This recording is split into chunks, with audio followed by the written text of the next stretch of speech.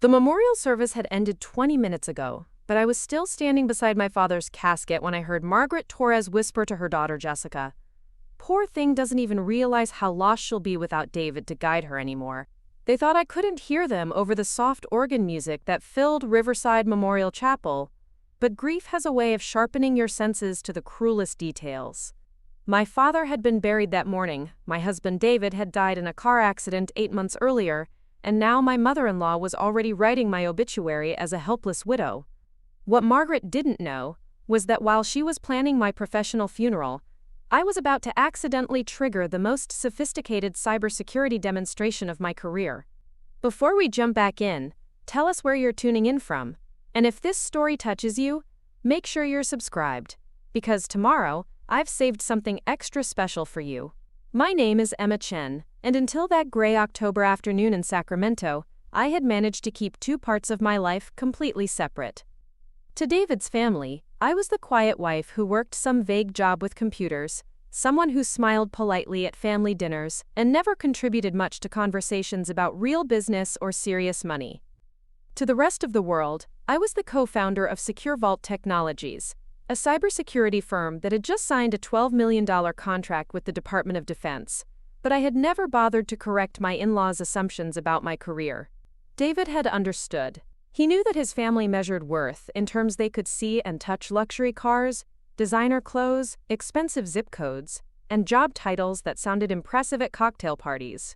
My work involved encrypted communications, zero-trust architecture, and threat detection algorithms, none of which translated well to small talk at family barbecues. So when his mother would ask what I did for work, David would simply say, "Emma's in tech," and change the subject. It became our unspoken agreement to let his family believe whatever they wanted to believe about my professional life. The morning of my father's funeral, I had dressed carefully in a simple black dress from Target, pulled my hair back into a low bun, and deliberately chosen my oldest pair of black flats. I wanted to blend into the background, to be invisible in my grief. My father had been a retired high school math teacher, a man who taught me that intelligence didn't need to announce itself, and that the most powerful solutions often came from the quietest minds.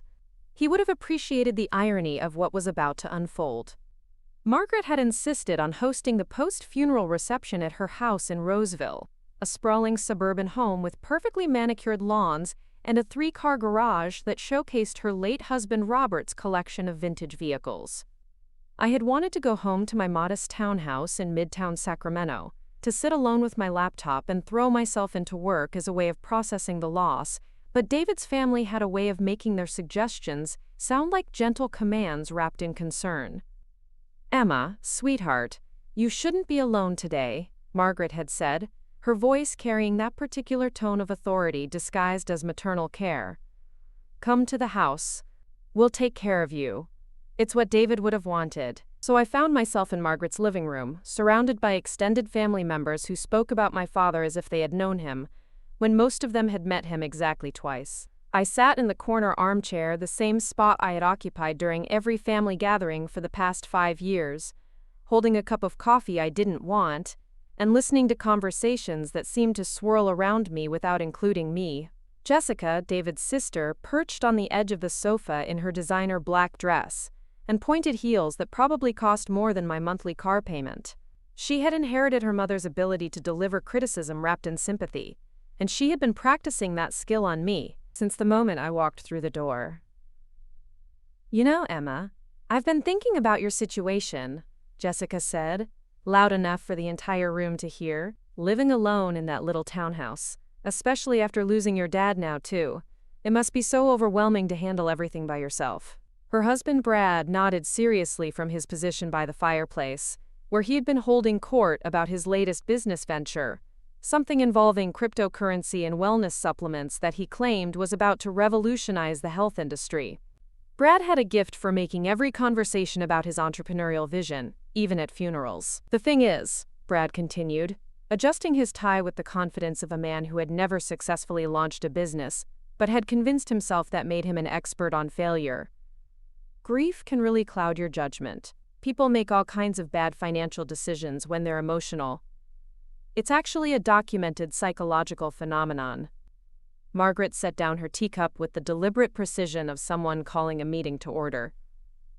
We've all been talking, Emma, and we're worried about you. David always handled the important decisions, the financial planning, the big picture thinking. He had such a good head for business. I almost laughed. David had been a middle school history teacher who balanced his checkbook with a calculator and got nervous every time we had to file our taxes. He was a wonderful man, gentle and kind and funny, but business strategy had never been his strength.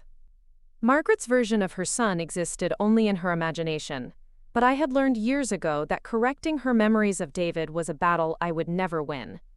What we're trying to say, Robert added from his recliner, is that you might want to consider making some changes, simplifying your life, maybe moving somewhere more manageable, finding a job with better security, more stability. Kevin, David's younger brother, looked up from his phone where he had been scrolling through social media during most of the conversation. Kevin worked in pharmaceutical sales, drove a leased BMW, and had once told me at a family barbecue that my job sounded pretty basic compared to his work in real sales. I actually heard through a friend that there might be an opening at his company, Kevin said. Administrative work, but good benefits. Steady paycheck. Might be exactly what you need right now. The room fell into the kind of expectant silence that happens when a group believes they have just offered someone a lifeline. I could feel all their eyes on me, waiting for gratitude, waiting for me to acknowledge their wisdom and accept their guidance. They saw a fragile widow in need of rescue, someone whose husband's death had left her helpless and confused about how to navigate the world alone. What they didn't see was the woman who had spent the last 3 years building a cybersecurity company from nothing, who had personally designed the encryption protocols that were protecting sensitive government communications, who had turned down acquisition offers worth more money than this entire family had ever seen combined. They couldn't see that because I had never wanted them to see it. I stood up slowly, setting my untouched coffee on the side table. I appreciate the concern, I said quietly, but I think I'm going to head home now. It's been a long day. Margaret's expression shifted to something between disappointment and irritation. Emma, we're just trying to help. You can't keep shutting people out. David wouldn't want you to isolate yourself. I'm not isolating myself, I replied, reaching for my purse. I just need some time to process everything. That's when I realized my laptop bag wasn't where I had left it. I had brought my work laptop to the funeral because I had been expecting an important call from our Pentagon contact about the final security clearance protocols for our new contract. The call had been scheduled for later that evening, and I couldn't afford to miss it. I had set the bag down by the front door when I arrived, next to the umbrella stand, exactly where I always put it during family gatherings. Now the bag was gone. Has anyone seen my laptop bag? I asked, trying to keep my voice casual even as something cold settled in my stomach. It's a black leather messenger bag. I left it by the front door. The silence that followed was different from the expectant quiet of a few moments before. This silence had weight to it, the kind of pause that happens when people are deciding how much truth to reveal. Jessica exchanged a quick glance with her mother. Brad suddenly became very interested in examining the family photos on the mantelpiece. Kevin didn't look up from his phone at all. Oh, that old thing, Margaret said with a dismissive wave of her hand. Honey, you left it sitting right by the door where anyone could trip over it. Robert moved it somewhere safe. Where? I asked, the word coming out sharper than I had intended. Robert cleared his throat. Well, the thing is, Emma, we noticed it was pretty beat up. The strap was fraying, there were scuff marks all over the leather. It looked like something that belonged in a garage sale, not something a professional woman should be carrying around. So we thought, Margaret continued seamlessly, that this might be the perfect opportunity for a fresh start. Sometimes when we're grieving, we hold on to things that aren't serving us anymore. Old clothes, old habits, old electronics that are probably outdated anyway. The cold feeling in my stomach was spreading upward, turning into something sharper and more focused. You threw away my laptop? Not threw away, Jessica said quickly. Donated. To Goodwill. There are people who could really use an older computer, and you can write it off on your taxes. It's actually a really smart financial move. Brad nodded enthusiastically. Plus, this gives you a chance to get something newer, more reliable. I actually know a guy who can get you a great deal on refurbished systems, business quality stuff. I stared at them, These people who had just casually disposed of a laptop containing months of proprietary research, classified government communications, and financial records for a company worth more than all their annual salaries combined. They had done it with the breezy confidence of people who believed they were helping a confused widow make better choices. "Which Goodwill?" I asked, my voice steady despite the fact that my hands were beginning to shake. "The one on Arden Way," Margaret said.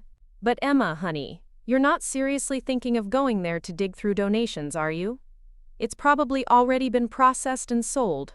And honestly, this is exactly what we were talking about. You're getting emotional about material things instead of seeing the bigger picture." Kevin finally looked up from his phone. "Mom's right. Getting attached to old stuff isn't healthy. David always said you had trouble letting go of things." That last comment hit like a physical blow. David had never said anything like that about me. If anything, he had admired my ability to focus on what mattered and ignore everything else. But his family had a gift for rewriting history to support whatever narrative they needed in the moment. I took a deep breath and forced myself to speak calmly. "I need to go." "Emma, please don't leave upset," Margaret said, standing up and moving toward me with her arms outstretched as if she planned to physically prevent me from leaving. "We're only trying to help you move forward. Sometimes that means making hard choices." "Sometimes," I said, stepping around her toward the door, "it means knowing when people have crossed a line they can't uncross." I walked out of that house and drove straight to the Goodwill on Arden Way, but I already knew it was too late. The laptop was gone, sold to someone who had no idea they had just purchased the most secure piece of technology that had ever passed through a thrift store donation center. By the time I got home to my townhouse, sat down at my desktop computer, and logged into our company's security monitoring system, I had made a decision. If David's family... Preparing and narrating this story took us a lot of time, so if you are enjoying it, subscribe to our channel. It means a lot to us. Now back to the story. Wanted to treat me like a helpless widow who didn't understand the value of her own possessions. Then they were about to learn exactly how much they had underestimated me. I opened the remote management console and began typing the commands that would activate the most comprehensive security protocol I had ever designed. The laptop they had stolen and donated wasn't just any computer. It was a SecureVault prototype, equipped with military-grade encryption and a remote monitoring system that could track its location, record its usage, and provide real-time footage of whoever was using it. More importantly, it contained files that would only become visible when the security protocol was triggered, files that would reveal exactly who Emma Chen really was and what she had built. I had spent 5 years letting David's family believe I was just another quiet wife who worked with computers. Now they were about to discover that the woman they had tried to rescue was the same woman who had designed the cybersecurity systems protecting some of the most sensitive information in the United States government. As I initiated the remote wipe protocol, I couldn't help but think my father would have appreciated the mathematical elegance of what was about to unfold. They had tried to erase me from my own story, and now I was going to show them exactly what happened when you attempted to delete someone who had spent her entire career making sure that nothing truly important could ever be lost. The remote monitoring system activated at exactly 9:47 p.m., 3 hours after I had returned home from Margaret's house. I was sitting at my kitchen table with a cup of tea that had long since gone cold, staring at the SecureVault dashboard on my desktop monitor when the first ping appeared on my screen. Someone had powered on the stolen laptop. The location tracker showed an address I didn't recognize, a residential street about 15 minutes from Margaret's house. The user identification protocol was already running, capturing biometric data through the laptop's built-in cameras and microphones. Within seconds, I had a clear view of who had purchased my stolen property. A teenage boy, maybe 16 or 17, sat hunched over the laptop in what appeared to be his bedroom. Posters of video game characters covered the walls behind him, and I could see the glow of multiple monitors set up on his desk. He was clearly tech-savvy, probably someone who had spotted the laptop at Goodwill and recognized that it was far more advanced than anything that should have been selling for $35. I watched him navigate through the basic desktop interface, trying to access the files that appeared to be stored on the system. What he didn't realize was that everything he was seeing was essentially a decoy layer, designed to look like a normal business laptop while hiding the real functionality underneath. The actual SecureVault system would only reveal itself when specific security protocols were triggered, and those protocols were about to activate automatically. My phone buzzed with a text message from Maya, my business partner and CFO. Pentagon call moved to tomorrow morning. Everything okay? You sounded stressed earlier. I had called Maya from the Goodwill parking lot to explain the situation, though I had kept the details vague. Maya knew about my complicated relationship with David's family, but she didn't know the full extent of how completely they misunderstood my professional life. As far as she knew, I simply preferred to keep work and family separate. Laptop situation resolved, I texted back. We'll explain tomorrow. What I didn't tell Maya was that the laptop situation was about to become much more complicated than a simple theft and recovery. The real-time monitoring system was recording everything, and I was beginning to see a pattern in the teenager's browsing that suggested he wasn't just a random buyer who had stumbled across a good deal. The kid was specifically looking for business files, financial records, anything that might contain valuable information. He had bypassed the basic photo and document folders and was attempting to access encrypted directories that required administrative passwords. This wasn't casual curiosity. Someone had told him exactly what to look for. My phone rang, interrupting my surveillance. Margaret's name appeared on the screen. "Emma, sweetheart, I wanted to call and check on you." Her voice was saccharine sweet, the tone she used when she wanted something. "I hope you're not still upset about earlier. We really were just trying to help." I kept my eyes on the monitor as I answered. "I'm fine, Margaret, just tired." Good, good. Listen, I've been thinking about what you said about needing time to process everything, and I completely understand. Grief affects everyone differently, but I also wanted to let you know that Jessica found some information about grief counseling services in your area. Very affordable, very discreet. On my screen, the teenager had managed to trigger the first level of the security protocol. A new interface was beginning to load, one that looked nothing like the basic desktop he had been navigating moments before. This was the real SecureVault system, and it was about to start revealing information that would completely recontextualize everything David's family thought they knew about me. "That's thoughtful," I said, watching as classified file directories began appearing on the laptop screen. "But I think I'm managing okay on my own." "Well, of course you are. You're stronger than you think. But Emma, and please don't take this the wrong way, David always worried that you might not ask for help when you needed it. He used to say you had a tendency to try to handle everything by yourself, even when that wasn't realistic." The teenager on my screen had gone very still. He was staring at a file directory labeled DoD Contract 2024 Classified, and I could see his face clearly enough to recognize that he was beginning to understand he had accessed something far beyond a normal business laptop. "Margaret," I said carefully, "David never said that about me. He knew I was perfectly capable of handling my own affairs." There was a pause on the other end of the line. "Well, maybe not in those exact words, but the sentiment was there. He was always protecting you from the more complicated aspects of life. Financial decisions, career planning, that sort of thing." I almost laughed.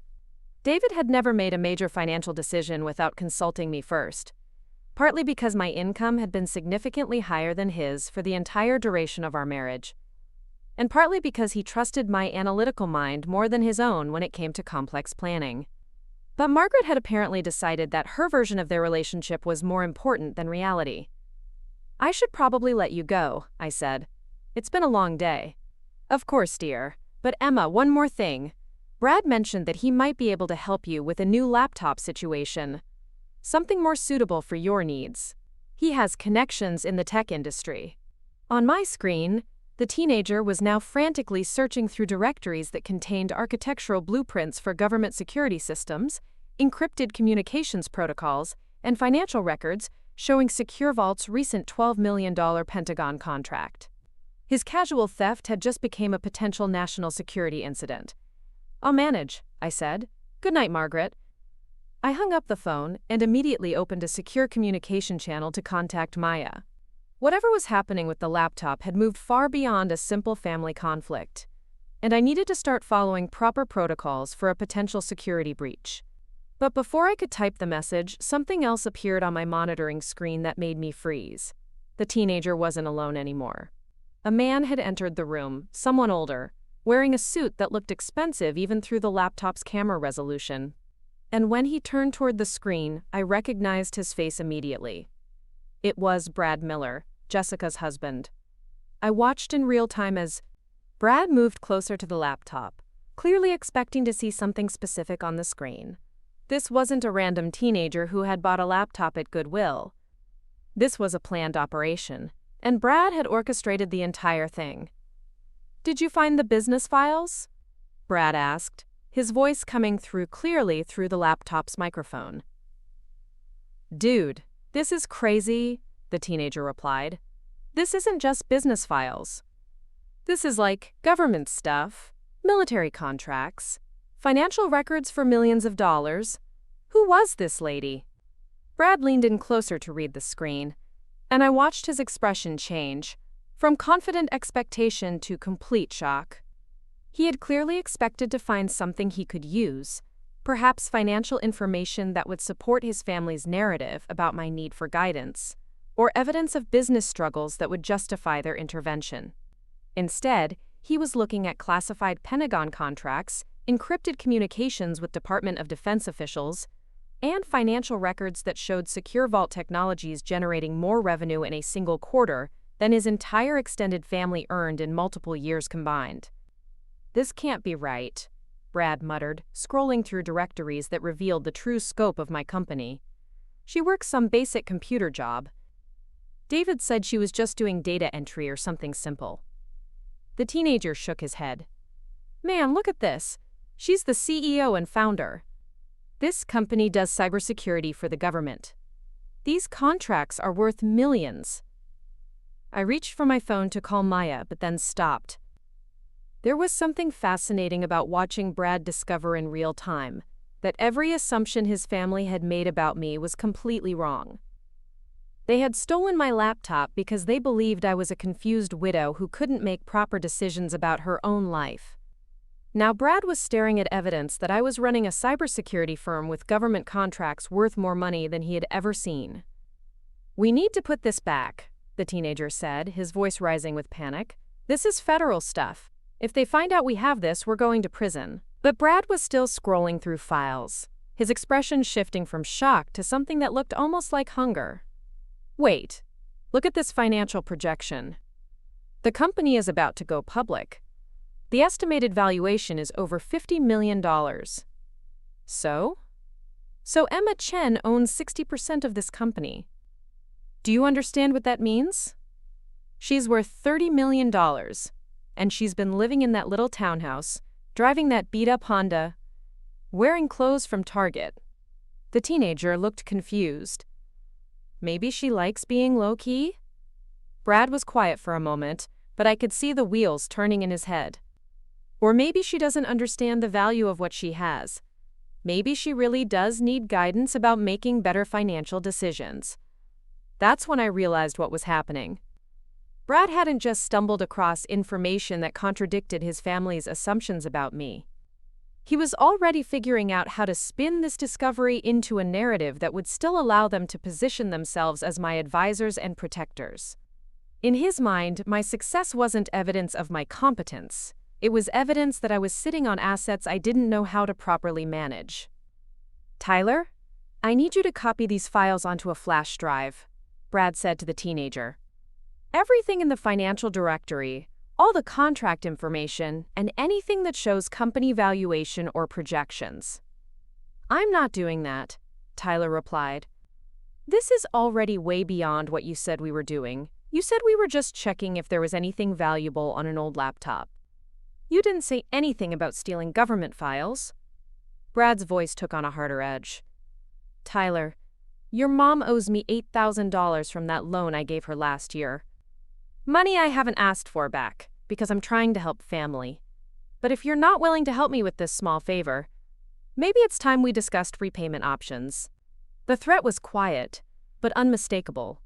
Tyler was Brad's nephew, and Brad was using financial leverage to force him to participate in what was rapidly becoming a serious federal crime. I had seen enough. I opened the SecureVault emergency protocol interface and began typing commands that would not only wipe the laptop remotely, but would also create a comprehensive record of everyone who had accessed the system, what files they had viewed, and what they had attempted to copy. Everything Brad and Tyler had done was being recorded and would be automatically forwarded to the appropriate federal authorities. But before I initiated the wipe protocol, I wanted to see how far Brad was willing to take this. The man who had spent the afternoon lecturing me about making emotional decisions was now committing federal crimes because he had discovered that his family's helpless widow was actually worth more money than he had ever imagined. Tyler reluctantly inserted a flash drive into the laptop and began copying files. "This feels really wrong, Uncle Brad." "What feels wrong is letting someone sit on $30 million while living like she's broke," Brad replied. "Emma clearly doesn't understand how to manage wealth properly. She needs professional guidance, and we're the family that's going to provide it." By stealing her files? By gathering information that will help us have an educated conversation with her about her options.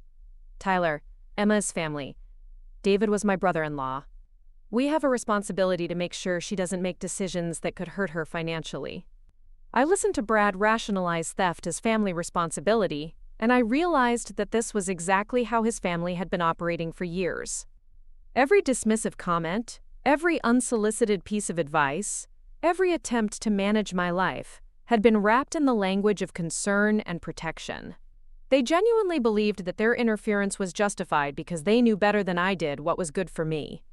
What they had never considered was the possibility that I had been making deliberate choices about how to live my life.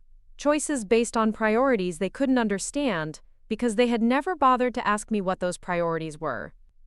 The file transfer was taking longer than Tyler had expected, partly because the laptop was deliberately slowing down the process as part of its security protocols, and partly because there were thousands of files in the directories Brad had requested.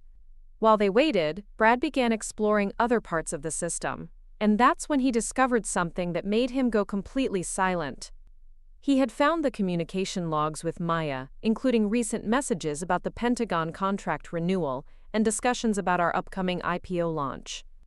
The messages revealed not only the scope of SecureVault's current operations, but also our growth projections for the next 5 years. According to our most conservative estimates, the company would be worth over $200 million within 36 months. "Tyler," Brad said quietly, "I need you to understand something. What we're looking at here isn't just a successful small business. This is a company that's about to become one of the largest cybersecurity firms on the West Coast, and Emma owns the majority stake." "Okay, so she's really rich. That doesn't make this less illegal." "No, but it makes it more important that we handle this correctly. Tyler, if Emma doesn't properly manage this transition, if she makes the wrong decisions about going public or choosing the wrong financial advisors, she could lose everything. The tech industry is brutal. Companies this size get acquired or destroyed every day." I realized that Brad was convincing himself that stealing my files was actually a protective act, that by gaining access to my business information, he was somehow preparing himself to save me from my own success. It was a masterclass in rationalization, and it revealed exactly how his family had been thinking about me for years. They had never seen me as someone who was capable of making good decisions. Every choice I had made that they didn't understand had been evidence of my need for guidance, rather than evidence that I might have priorities and insights they couldn't access. My success wasn't proof of my competence. It was proof that I had been lucky and would eventually need their help to avoid ruining everything. The file transfer completed just as I decided I had learned everything I needed to know. I activated the emergency wipe protocol and watched as Brad and Tyler's expressions changed from focused concentration to panic as every file on the laptop began disappearing in real time. "What's happening?" Tyler asked, his voice high with fear. Brad was frantically clicking through directories that were vanishing as he tried to access them. "Someone's wiping the system remotely. Does that mean they know we have it?" "It means," a new voice said from behind them, "that you just triggered the most advanced security system in Northern California." I turned up the audio on my monitoring system as Maya's voice came through the laptop speakers. She had apparently used the emergency contact protocol to access the laptop's communication system, which meant she was now speaking directly to Brad and Tyler through the laptop they had stolen. This laptop belongs to SecureVault Technologies, Maya continued, her voice calm but authoritative. Every action you have taken while accessing this system has been recorded and is being forwarded to federal authorities as we speak. You have approximately 30 seconds to identify yourselves before this becomes a national security investigation. Brad's face had gone completely white. We didn't know it was stolen, he said toward the laptop screen. We bought it at Goodwill. We're family members of Emma Chen. We were just trying to help her with some technical issues. Brad Miller, Maya said, and I could hear the steel in her voice. Registered address 4847 Maple Grove Lane, Roseville, California. Married to Jessica Torres Miller, sister of David Torres, deceased husband of Emma Chen. Is that correct? The fact that Maya had Brad's full identification information within seconds of him speaking was clearly terrifying to both Brad and Tyler. What they didn't understand was that the laptop's security system had been running facial recognition and voice analysis from the moment they had powered it on, and that information had been cross-referenced with public databases and social media profiles to create complete identity profiles for anyone who accessed the system. Look, Brad said, his voice shaking slightly. There's been a misunderstanding. We're family. We were just concerned about Emma after the funeral today. She seemed disoriented, and we thought maybe we could help her with some technical problems. By purchasing her stolen laptop from a thrift store and copying classified government files? Tyler stood up so quickly his chair fell over. I'm out of here.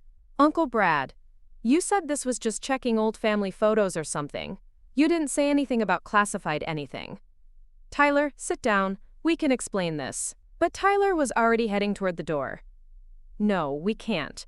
This is federal crime stuff. I'm 17. I can't go to prison for this. Maya's voice came through the speakers again. Tyler Morrison, I presume. Based on your age and the family relationship Brad mentioned, you're probably Brad's nephew, which makes you the son of Linda Morrison, Brad's sister. Tyler stopped walking. How do you know all that? Because the laptop you're accessing is equipped with military-grade identification protocols. Everything you've done here tonight is being recorded and analyzed. However, Tyler, based on the conversation I've heard, it sounds like you were coerced into participating in this activity. Is that correct? I watched Tyler look back at Brad, then toward the laptop screen. He said my mom owed him money, and that if I didn't help him check this laptop, he might ask for the loan back. And you were told this was just checking for family photos or personal information? Yes.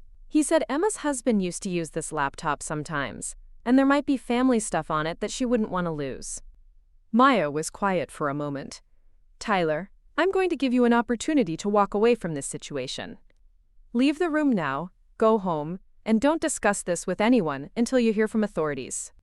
If you cooperate fully with any investigation, your participation tonight will be treated as a juvenile matter involving coercion rather than a federal crime. Tyler didn't wait for Brad to respond. He grabbed his jacket and headed for the door, leaving Brad alone with the laptop and the growing realization that his plan to help his family manage my financial future had just become the worst decision of his life. Brad, Maya continued once Tyler had left, you now have a choice. You can attempt to continue justifying what you've done here tonight, or you can start explaining to me why Emma Chen's family believes they have the right to steal her property and access her confidential business information. Brad slumped into the chair Tyler had vacated. For the first time since I had known him, he looked completely defeated. We didn't know, he said quietly. We had no idea Emma was running a company like this. David never told us. Emma never told us. We thought she was struggling. So you decided to steal her laptop? We thought we were helping. Margaret said Emma seemed lost after the funeral, like she didn't know how to handle practical things on her own. The laptop looked old and beat up. We thought maybe she couldn't afford to replace it, so we donated it to make room for something better. Maya's voice was incredulous. You stole someone's laptop to force them to buy a new one? It sounds worse when you say it like that. Brad, let me make sure I understand this correctly. You believed Emma was struggling financially, so your solution was to steal her property and then offer to help her replace it with something you considered more suitable? We thought she would be grateful. The silence that followed was so long, I wondered if the connection had been lost. Finally, Maya spoke again, and her voice was colder than I had ever heard it. Brad, I'm looking at Emma's financial records right now. Her personal net worth is approximately $37 million. Her company is about to go public with a projected valuation of $200 million. She owns her townhouse outright, has no debt, and could buy everything in your family's combined bank accounts with the money she makes in a single month. Brad's face went through several expressions: confusion, disbelief, and then something that looked almost like betrayal. That's impossible. She drives a Honda Civic. She shops at Target. She lives in a townhouse. Because those are her choices, Brad. She chooses to live modestly. She chooses to keep her professional life private. She chooses not to flaunt her wealth. And your family responded to those choices by deciding she needed your guidance and protection. I could see Brad struggling to process this information, trying to reconcile the Emma Chen he thought he knew with the Emma Chen who had just been revealed to him. In his mind, wealth was supposed to be visible, success was supposed to be displayed, and anyone who didn't follow those rules was either hiding something or didn't understand the value of what they had. "Why didn't she ever tell us?" he asked, and for the first time his voice sounded genuinely confused rather than defensive. "Brad," Maya said gently, "based on what I've witnessed tonight, why do you think she might have chosen to keep her success private from your family?" The question hung in the air like a challenge Brad wasn't prepared to answer. I watched him through the laptop's camera as he sat in Tyler's bedroom, surrounded by evidence of his federal crimes, trying to process the reality that his family's helpless widow was actually worth more money than he had ever imagined possible. "She could have trusted us," Brad finally said, his voice carrying a defensive edge that suggested he was beginning to understand exactly why I hadn't. "We're family. Family doesn't keep secrets like this." Maya's response was swift and sharp. "Family doesn't steal from each other either, Brad, but here we are." I decided it was time to join the conversation. I opened a secondary communication channel and activated my own microphone, connecting directly to the laptop's audio system. Brad was about to hear from me for the first time since he had orchestrated the theft of my property, but he wasn't going to hear the confused widow he expected. "Hello, Brad," I said, my voice coming through the laptop speakers with crystal clarity. "I see you've been exploring my files." Brad jerked back from the laptop screen as if it had suddenly burst into flames. "Emma, how are you? Where are you?" "I'm at home, watching you through the security camera on the laptop you stole from me 6 hours ago. Every conversation you've had, every file you've accessed, every federal law you've broken tonight has been recorded and is currently being reviewed by our legal team." The color drained completely from Brad's face. "Emma, I can explain. We thought we were helping. Your laptop looked so old, and after the funeral, you seemed so lost. We were worried about you making good decisions while you were grieving. So you decided to steal my property and rifle through my private files to make those decisions for me. We donated it to Goodwill. That's not stealing. That's recycling." I almost had to admire the mental gymnastics Brad was performing to avoid acknowledging what he had actually done. "Brad, taking someone's property without permission and disposing of it is the definition of theft. The fact that you gave it to charity instead of keeping it for yourself doesn't change the legal classification. But we didn't know it was valuable. We thought it was just an old laptop." "The value of the laptop isn't the issue, Brad. The issue is that you believed you had the right to make decisions about my property because you decided I wasn't capable of making those decisions myself." Brad was quiet for a moment, and I could see him struggling with the cognitive dissonance between his family's perception of me and the reality of what he was discovering. "Emma, we had no idea you were running a company like this. Why didn't you ever tell us? Why did you let us think you were just doing some basic computer work?" "Because my professional life is none of your business, Brad. Because I've never needed your family's approval or advice about my career. And because every time I've tried to participate in family conversations about business or money, I've been talked over, dismissed, or lectured about topics I understand better than anyone else in the room." Maya's voice joined the conversation. "Brad, I've been Emma's business partner for 4 years. In that time, I've watched your family treat her like she's incapable of making basic decisions. I've seen her come to work upset after family gatherings, where she was criticized for her car, her clothes, her apartment, her job. You want to know why she never shared her success with you? Because you've spent years making it clear that you don't respect her judgment. That's not fair, Brad protested. We were just concerned about her future. David always said Emma was brilliant but impractical. He worried that she didn't think about long-term financial security. David never said that. I interrupted, my voice sharp with anger. David knew exactly what I did for work. He knew about SecureVault, he knew about our government contracts, and he knew that I made more money than he did. He never worried about my financial security because he understood that I had been managing both of our financial futures since the day we got married. The silence that followed was different from the previous pauses in our conversation. This wasn't Brad processing new information or trying to formulate a response. This was the silence of someone whose entire worldview was collapsing in real time. You're saying David knew about all this? Brad asked quietly. David was proud of what I had built. He used to brag to his teacher friends about his wife, the cybersecurity expert. He attended SecureVault company parties. He met Maya dozens of times. He knew every detail of every major contract we landed. But at family dinners, he always said you worked in tech. He never mentioned government contracts or millions of dollars. Because he understood that I preferred to keep my professional life private from your family. Because he had watched your family dismiss my opinions and talk over me for years. And he respected my choice not to subject my work to that same treatment. Brad slumped forward in his chair, and for the first time since I had known him, he looked genuinely confused rather than confident. So all those times we talked about Emma needing more stability, needing career guidance, David was just agreeing with us? David was protecting me from conversations he knew would be frustrating and pointless, I said. He would rather let you believe whatever you wanted to believe than spend family gatherings arguing about my career choices. Maya's voice carried a note of professional curiosity. Brad, help me understand something. You've just discovered that Emma is worth $37 million and runs a company with Pentagon contracts. Your immediate response wasn't congratulations or apologies for underestimating her. Your immediate response was to steal classified government files. Why? I wasn't trying to steal anything. I was trying to understand the situation so I could help Emma make good decisions about her future. What decisions did you think she needed help making? Brad hesitated, clearly realizing that his answer was going to reveal more about his assumptions than he was comfortable with. Well, if she's really worth that much money, she should be living differently. Better house, nicer car, professional financial management. She can't just sit on $30 million and pretend it doesn't exist. Why not? I asked. Because that's not how money works, Emma. Wealth requires proper management, strategic investment, professional oversight.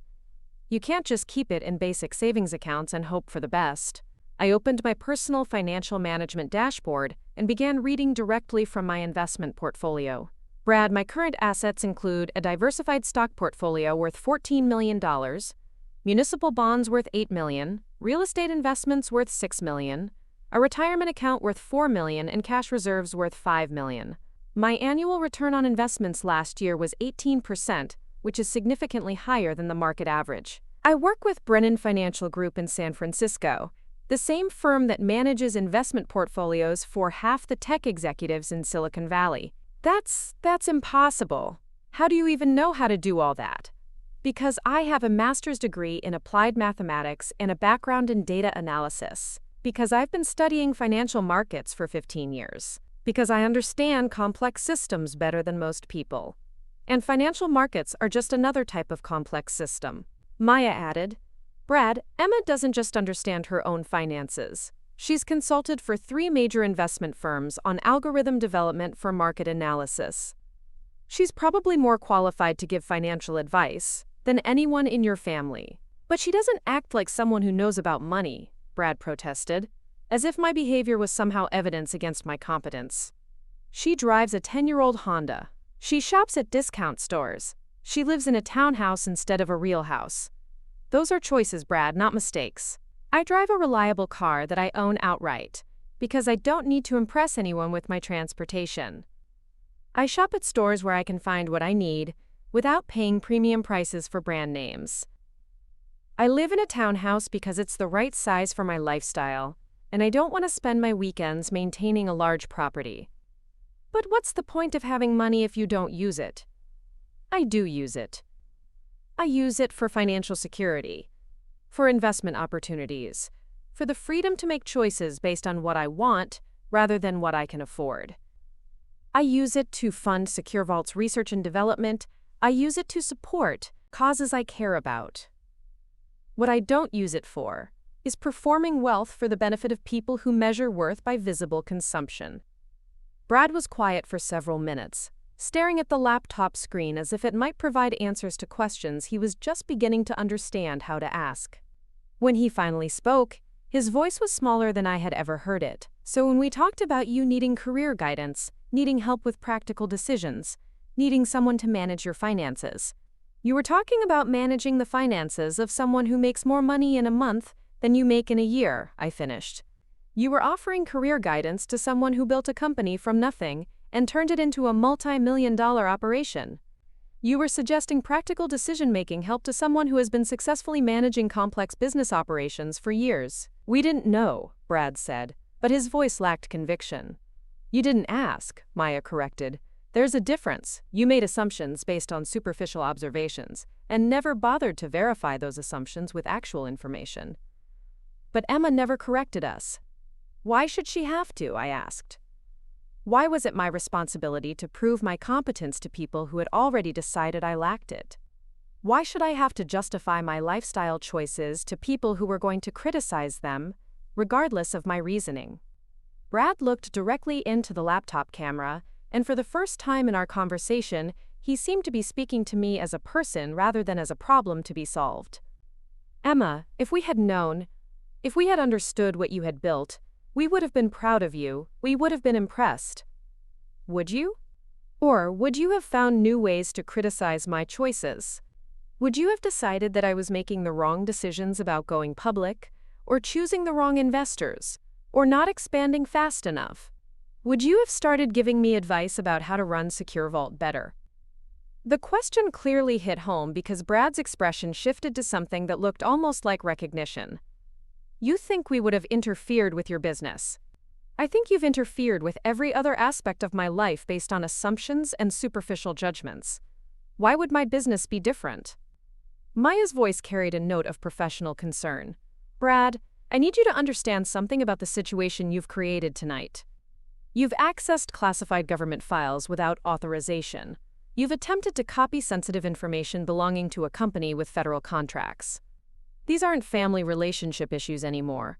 These are potential federal crimes. But we're family, Brad said, as if that somehow exempted him from legal consequences. Emma, you're not going to press charges against family over a misunderstanding. This wasn't a misunderstanding, Brad. This was a deliberate decision to steal my property, because you believed I was too incompetent to manage my own possessions. This was a choice to violate my privacy because you decided you knew better than I did what was good for me. What do you want me to do, apologize? I'm sorry, we made a mistake. We were trying to help. I want you to explain to me why you thought stealing my laptop would help me. Brad was quiet for a long moment, clearly struggling with the question. Honestly, we thought if we could replace it with something newer, something more reliable, you might start taking better care of yourself. Making better choices. The laptop was like a symbol of how you were letting things slide. Letting things slide? Emma, you live like someone who's given up. Cheap clothes, old car, tiny apartment. We thought maybe if we could help you with some practical improvements, you might start seeing yourself differently. Start making choices that reflected your potential instead of accepting less than you deserved. I stared at the screen, watching Brad explain how my family had decided that my lifestyle choices were evidence of depression or lack of ambition, rather than deliberate decisions based on my own priorities and values. They had genuinely believed that stealing my property and forcing me to replace it was an intervention designed to improve my self-esteem. Brad, I said slowly, I live exactly the way I want to live. I drive the car I want to drive. I wear the clothes I want to wear. I live in the home I want to live in. The fact that my choices don't match your expectations for how wealthy people should behave doesn't mean I'm making mistakes. It means I have different values than you do. But why would anyone choose to live modestly when they could afford luxury? Because luxury isn't important to me. Because I'd rather have financial security than status symbols. Because I don't want to spend my time maintaining possessions I don't need, or impressing people whose opinions don't matter to me. Maya added, quote, "Brad, Emma's lifestyle choices are actually pretty common among successful tech entrepreneurs. Living below your means, focusing on growth rather than consumption, avoiding the kind of visible wealth that attracts unwanted attention. She's not being modest because she doesn't understand her options. She's being strategic. Strategic about what? About maintaining her privacy, her security, and her freedom to make choices based on what she values, rather than what other people expect," I explained. "The moment I start living like I'm worth $30 million is the moment I lose control over who knows about my wealth and what they expect from me because of it." Brad looked confused. "But don't you want people to know you're successful?" "I want the people who matter to me to know I'm successful. My business partners, my clients, my professional network. I don't need my husband's family to know because their knowledge doesn't add any value to my life." "That seems lonely." "What's lonely is being surrounded by people who only respect you when they discover you have money.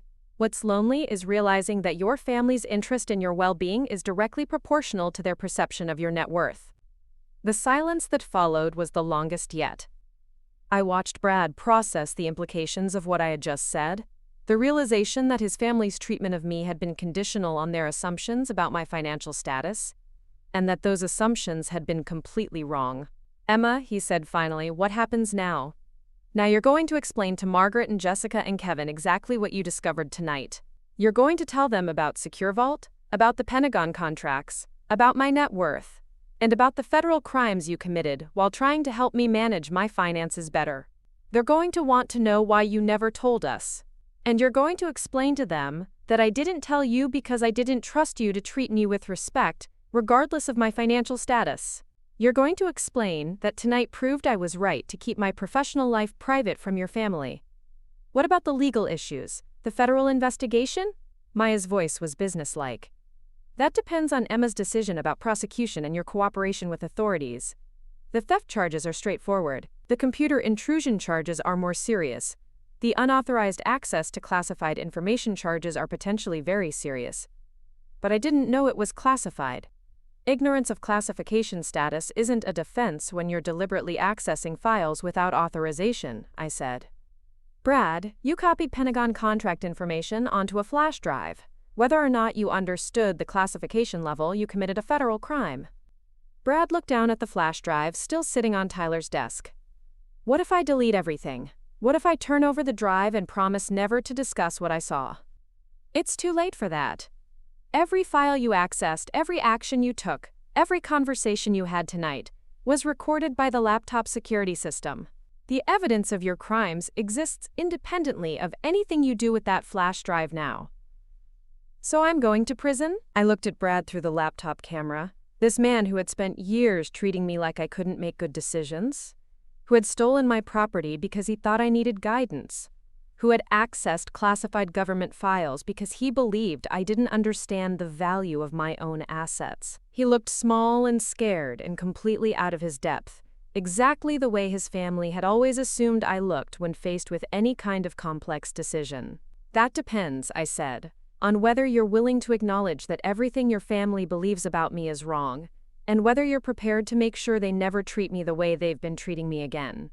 "What do you mean?" "I mean that tomorrow morning you're going to call a family meeting. You're going to explain to Margaret and Jessica and Kevin that I don't need their help, their guidance, their advice, or their protection. You're going to tell them that I've been successfully managing my own life and my own finances for years, and that their assumptions about my competence have been completely incorrect. And if I do that, then Maya and I will consider this a family matter that got out of hand, rather than a federal crime that requires prosecution. But Brad, if your family continues to treat me like I'm incapable of making good decisions, if they continue to interfere with my choices or dismiss my judgment, I will pursue every available legal remedy. Are we clear?" Brad nodded slowly. "We're clear." "Good. Now delete those files, turn off the laptop, and go home to figure out how you're going to explain to your wife that you committed federal crimes because you thought her sister-in-law needed help buying a computer. The laptop screen went dark as Brad powered down the system, ending the connection and leaving me alone in my kitchen with the quiet satisfaction of having finally revealed to my husband's family exactly who they had been trying to rescue from my own success. The call came at 7:30 the next morning, exactly 12 hours after I had watched Brad power down the stolen laptop. Margaret's name appeared on my phone screen, but instead of her usual imperious tone, her voice was shaky and uncertain. "Emma, we need to talk, all of us. Can you come to the house this morning?" I was sitting at my kitchen table with coffee and my tablet, reviewing the security logs from the previous night's incident. Maya had already forwarded a preliminary report to our legal team, and I had spent the early morning hours deciding exactly how I wanted to handle the fallout from Brad's discovery. "What's this about, Margaret? Brad told us some things last night that we need to discuss as a family. Some things about your work situation that we apparently misunderstood." I almost smiled at the careful phrasing. Work situation. Even now, even after learning that I was worth more than their entire family combined, Margaret couldn't bring herself to acknowledge the full scope of what I had built. "Did he tell you about breaking into my laptop and accessing classified government files?" The pause was long enough to confirm that Brad had been very selective about which details he had shared with his family. He said there was some confusion about the laptop situation. "Emma, we really need to clear this up. Can you be here by 9? "I'll be there at 9, I said. "But Margaret, I'm bringing Maya with me, my business partner. If we're going to discuss my work situation, she should be part of the conversation." "Is that necessary?" "This is a family matter. Last night, Brad committed federal crimes while accessing my business files. This stopped being just a family matter when he decided to steal classified information." Margaret's voice became even smaller. "Federal crimes? Emma, surely you're exaggerating. Brad was just trying to help." "We'll discuss it when I get there," I said, and hung up. I called Maya and explained the situation. She agreed to meet me at Margaret's house, though she made it clear that her role would be strictly professional. Maya had no patience for family drama, but she understood the legal implications of what Brad had done, and she wanted to make sure our company's interests were protected. At exactly 9 o'clock, I parked my Honda Civic next to Robert's Audi and Jessica's white BMW. Maya pulled up behind me in her Tesla, and I saw the curtains twitch in Margaret's front window as she observed our arrival. It occurred to me that this was the first time Maya had ever been to a Torres family gathering, despite being my closest professional colleague for 4 years. Margaret opened the door before we could knock, and I could see immediately that she had been crying. Her usually perfect makeup was slightly smudged, and her hair wasn't styled with its typical precision. Behind her, I could see Robert, Jessica, and Kevin arranged in the living room exactly the way they had been positioned the day before, except this time their expressions were completely different. Yesterday, they had looked like a panel of experts, preparing to deliver guidance to someone who needed their help. Today, they looked like people who had just learned they had been fundamentally wrong about something important. "Emma," Margaret said, her voice carefully modulated, "thank you for coming. And you must be Maya. We've heard so much about you." That was a lie. They had never heard about Maya because they had never asked about my work in sufficient detail to learn about my business partnerships. But Maya smiled politely and shook Margaret's hand with the professional courtesy she used with difficult clients. We entered the living room, and I immediately noticed that the seating arrangement had been altered. Instead of the throne-like armchair where Robert usually held court, there were 2 additional chairs positioned to face the rest of the family. Someone had clearly thought about the optics of this meeting. "Please, sit wherever you're comfortable," Margaret said, gesturing toward the chairs. Maya and I sat down, and I looked around the room at faces that were struggling to hide their discomfort. Brad was noticeably absent. "Where's Brad?" I asked. "He's dealing with some personal matters related to last night," Jessica said, her voice tight. "Legal consultations." That answered my question about how much detail Brad had shared with his family. They knew enough to understand that there were serious legal implications, but they probably didn't know the full extent of what he had done.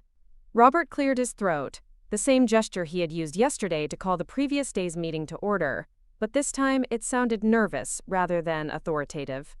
Emma, we owe you an apology. Several apologies, actually.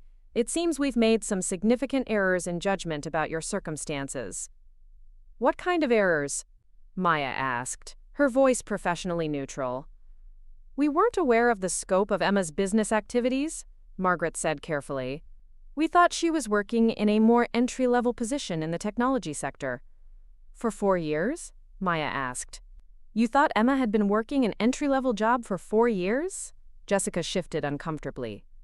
We knew she was successful, but we didn't realize how successful. David never really explained the details. Did you ever ask for details? Maya continued. Did anyone in this room ever ask Emma directly about her work?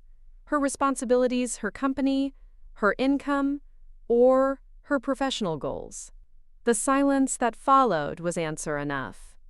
Maya looked around the room with the expression she typically wore when reviewing a particularly problematic client contract. Let me see if I understand the situation correctly, Maya said.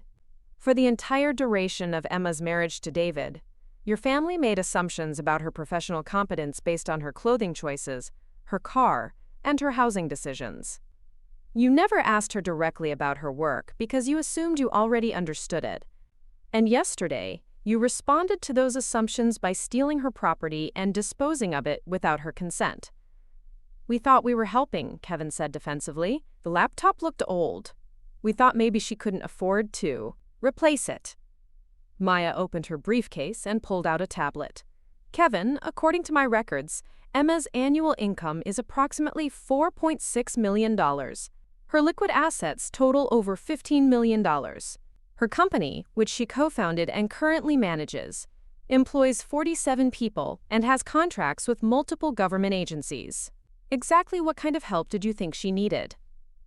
The number hit the room like a physical blow. I watched Jessica's face go pale, saw Robert's hands tighten on the arms of his chair, noticed Kevin's mouth fall slightly open. They had known from Brad that I was wealthy, but hearing the specific figures delivered in Maya's matter-of-fact tone made the reality impossible to dismiss. 4.6 million, Jessica repeated slowly. Per year? That's Emma's salary and profit sharing from SecureVault, Maya confirmed. It doesn't include her investment income, which last year was approximately $800,000. Margaret pressed her lips together, and I could see her struggling to reconcile these numbers with her image of me as someone who needed guidance about practical life decisions. If that's true, then why does she live so modestly? Because those are her choices, Maya said. Because she values financial security over status displays. Because she understands that visible wealth often complicates personal relationships and professional interactions.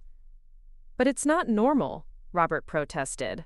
People with that kind of money don't drive 10-year-old Hondas and shop at Target.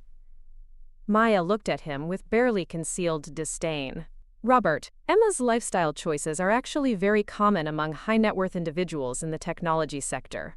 Living below your means, avoiding conspicuous consumption, maintaining privacy about your financial status. She's not being eccentric, she's being smart. Smart about what? Jessica asked. Smart about avoiding exactly this situation, I said, speaking for the first time since we had sat down. Smart about not having to deal with people who treat you differently once they learn about your money. Smart about not having to listen to unsolicited advice from people who make less in a year than you make in a month. The room fell silent again, but this time the silence felt different. Yesterday's silence had been expectant, waiting for me to acknowledge their wisdom. Today's silence was uncomfortable, heavy with the realization that they had been offering financial advice to someone who understood money better than they did. Emma, Margaret said finally, we had no idea. If we had known, we would have treated you differently. How? I asked. How would you have treated me differently? Margaret looked confused by the question. We would have been more respectful of your opinions. We would have asked for your advice instead of giving you advice. We would have recognized your expertise. Why should my net worth determine whether or not you respect my opinions? The question seemed to stump Margaret entirely. She opened her mouth, then closed it, then looked around the room as if hoping someone else would provide an answer. Maya leaned forward slightly. Margaret, let me ask you something. If Emma had been making $46,000 per year instead of $4.6 million, would that have made her opinions less valid? Would her preferences about her lifestyle have been less worthy of respect? No, of course not. Then why did you spend yesterday trying to force her to change her lifestyle choices? Why did you donate her laptop without her permission? Why did you call a family meeting to discuss her need for guidance? Because we thought she was struggling, Jessica said. We thought she needed help. Based on what evidence? Maya asked. Based on the fact that she drove a reliable car instead of a luxury car? Based on the fact that she lived in a townhouse instead of a mansion? Based on the fact that she wore simple clothes instead of designer brands?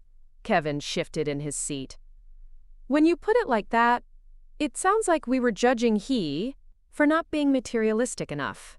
You were, I said. You were judging me for not performing wealth in ways you could recognize and approve of. And when my performance didn't meet your standards, you decided I needed intervention. Robert leaned forward, his voice carrying a note of genuine confusion. But Emma, why didn't you ever correct us? Why did you let us think you were struggling when you could have just told us the truth? Because I shouldn't have to prove my competence to you, I replied. Because my financial status isn't relevant to family relationships. Because the moment I told you about my success, you would have started treating me like a different person, and I didn't want to be treated like a different person. I wanted to be treated with basic respect regardless of my bank account balance. Maya nodded. Emma kept her professional life private because she valued authentic relationships over relationships based on financial status. She wanted to know that your affection and respect for her were genuine, not conditional on her ability to provide financial benefits or social status to your family. But we always respected Emma, Margaret protested. No, you didn't, Maya said flatly. You spent yesterday discussing her need for career guidance, her inability to make practical decisions, and her failure to plan for her financial future. You stole her property because you decided she wasn't capable of managing her own possessions. That's not respect, that's condescension disguised as concern. Jessica looked down at her hands. We thought we were being helpful. Jessica, help me understand something, Maya continued. If a male colleague at your real estate office drove a modest car and lived in a small apartment, would you assume he was financially irresponsible? Would you organize an intervention to help him make better lifestyle choices? No, probably not. Why not? Because I would assume he had his reasons for his choices. Maybe he was saving money, or maybe he just didn't care about expensive things. But you didn't extend that same assumption to Emma. Why? Jessica was quiet for a long moment. I guess because she's family. Because we felt responsible for her after David died. Because we thought she might not understand how to handle things on her own. Things like what? Things like financial planning, career decisions, practical life management. Maya looked around the room. Has anyone here ever asked Emma for advice about financial planning? No one answered. Has anyone ever consulted her about investment strategies, retirement planning, or business decisions? More silence. Has anyone ever acknowledged that she might have expertise in areas where you lack knowledge? Robert spoke up. We didn't know she had that kind of expertise. You didn't ask, Maya corrected. You made assumptions based on superficial observations, and you never bothered to verify those assumptions with actual information. Margaret's voice was defensive. We're not mind readers, Maya. If Emma wanted us to know about her success, she could have told us. Margaret, I said, you're still missing the point. My success shouldn't matter. The fact that I'm worth $30 million doesn't make my opinions more valid than they were when you thought I was worth $30,000. The problem isn't that you didn't know about my money. The problem is that you didn't respect me as a person regardless of my money. But surely you understand why we were concerned, Robert said. You were living like someone who was struggling financially. We thought maybe you were in denial about your situation. Maya pulled up another screen on her tablet. Robert, I'm looking at Emma's spending patterns for the last 12 months. She spent $8,000 on charitable donations, $15,000 on her father's medical expenses before he died, $6,000 on home improvements, and $12,000 on a vacation to Japan that she took by herself because she wanted to visit tech companies in Tokyo. Does that sound like someone who's struggling financially or someone who's making deliberate choices about how to use her money? We didn't know about any of that, Jessica said. Because you never asked, I replied. You saw my Target clothes and my Honda Civic and decided you understood my entire financial situation. You never asked about my charitable giving, my travel, my hobbies, my investments, or my long-term financial goals. You just assumed that because my lifestyle didn't match your expectations for successful people, I must be unsuccessful. Kevin looked genuinely confused. But why would someone with millions of dollars choose to live so simply? Maya's voice was patient but firm. Kevin, Emma's lifestyle choices reflect her values and priorities. She values experiences over possessions. She values privacy over status. She values financial security over conspicuous consumption. These are intelligent, thoughtful choices made by someone who understands exactly what she values and how to achieve it. But don't you want people to know you're successful? Margaret asked. I want the people who matter to me to know I'm successful, I said. My clients know. My business partners know. My professional network knows. The people who need to know about my expertise, for professional reasons, know about my expertise. And your family doesn't matter to you? The question was clearly intended to make me feel guilty, but I had been preparing for this conversation for hours, and I wasn't going to let Margaret manipulate me into apologizing for protecting myself from her judgment. My family matters to me when they treat me with respect, I said. When they value my opinions regardless of my bank account balance. When they trust my judgment about my own life choices. When they see me as a competent adult rather than a project that needs fixing. Margaret's eyes filled with tears. Emma, we never meant to make you feel disrespected. We love you. We just wanted what was best for you. What you wanted was what looked best to you. I corrected. You wanted me to live in a way that made sense according to your values and your understanding of success. You never asked what I wanted or what made sense according to my values. Maya closed her tablet and looked around the room. I think we need to address the legal implications of last night's events. Brad accessed classified information without authorization. He copied sensitive files belonging to a company with federal contracts. These actions have potential national security implications. The mention of national security made everyone in the room go very still. Robert's face went pale. National security?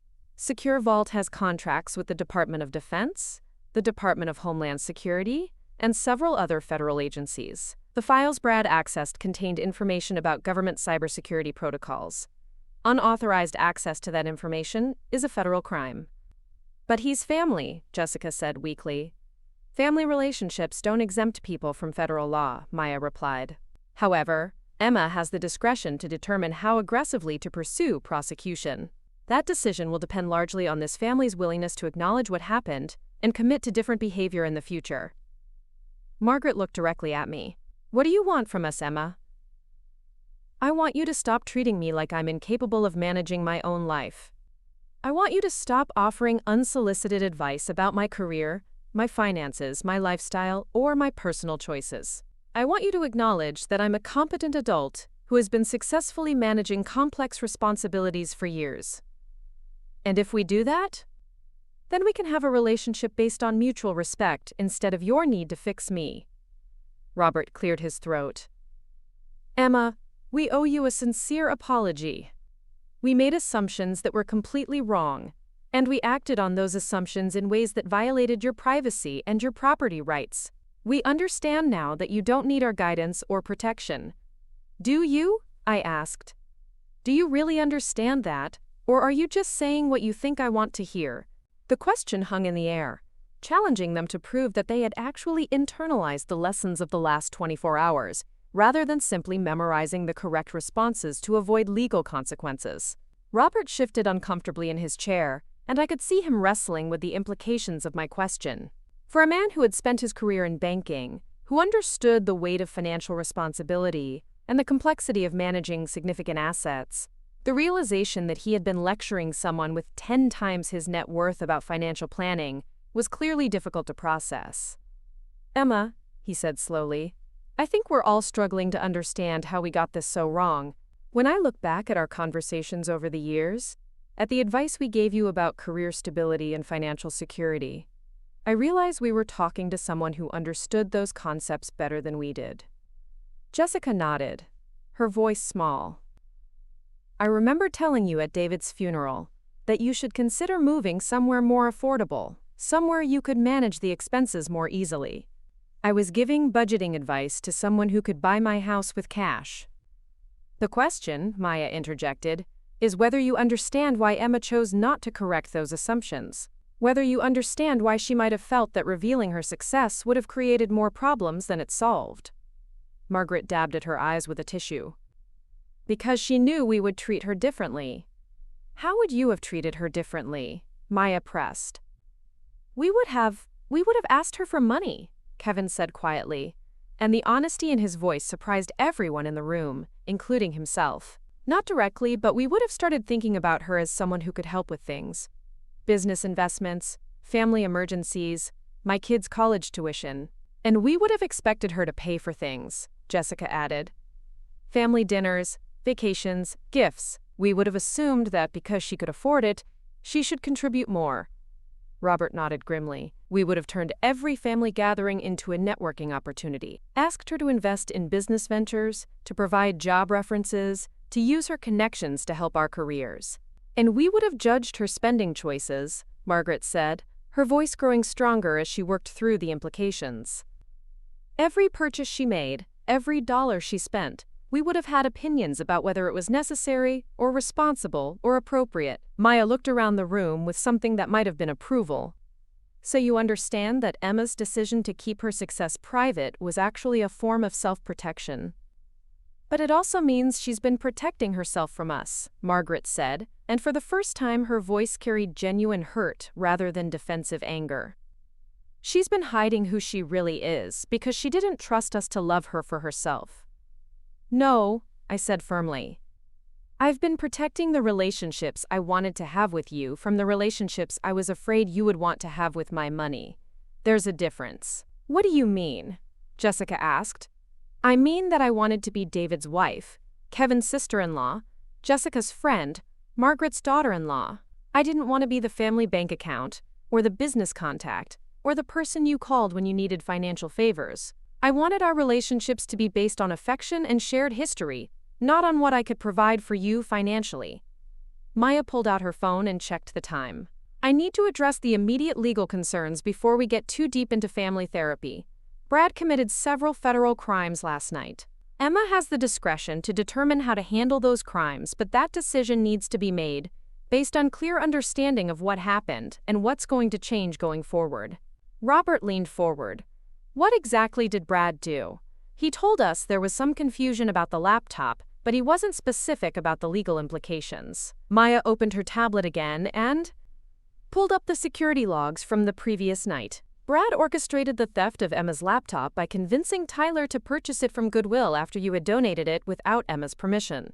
He then spent several hours accessing classified files, copying sensitive information to external storage devices, and attempting to analyze Emma's confidential business records. But we donated the laptop, Margaret protested.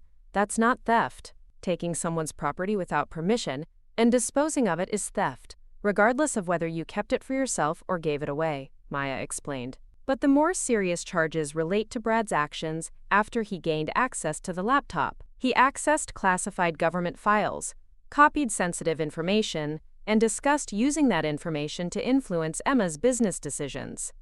Kevin looked confused. How is that different from looking through family photos or personal documents? Because SecureVault has federal contracts, I explained. Because the laptop contained classified information related to national security. Because unauthorized access to that information is a federal crime regardless of the relationship between the people involved. Jessica's face had gone pale. National security? Emma, what exactly do you do for the government? Maya answered before I could. SecureVault develops cybersecurity protocols for federal agencies. Emma's team designed the encryption systems that protect communication between military installations, the threat detection algorithms that monitor cyber attacks on government networks, and the data security frameworks that safeguard classified information. So when Brad was looking through those files, Robert began, he was potentially compromising sensitive national security information, Maya finished. Information that enemy governments would pay millions of dollars to access. The room fell into stunned silence as the full implications of Brad's actions became clear. They had thought they were dealing with a family dispute about an old laptop. Now they were learning that their family member had committed crimes that could affect national security. "What happens to Brad?" Margaret asked, her voice barely above a whisper. "That depends on Emma," Maya said. "She can choose to pursue full federal prosecution, which would likely result in significant prison time for Brad. She can choose to treat this as a family matter and handle it privately. Or she can choose something in between." All eyes turned to me, and I realized that this was the moment I had been building toward, since I had watched Brad power on my laptop the night before. This was the moment when I would decide not just Brad's future but the future of my relationship with David's family. "I've been thinking about this all night," I said. "Brad committed serious crimes, and there need to be serious consequences. But I also understand that he committed those crimes because your entire family believed I was incompetent to manage my own life." "So what are you going to do?" Jessica asked. "I'm going to give you a choice," I said.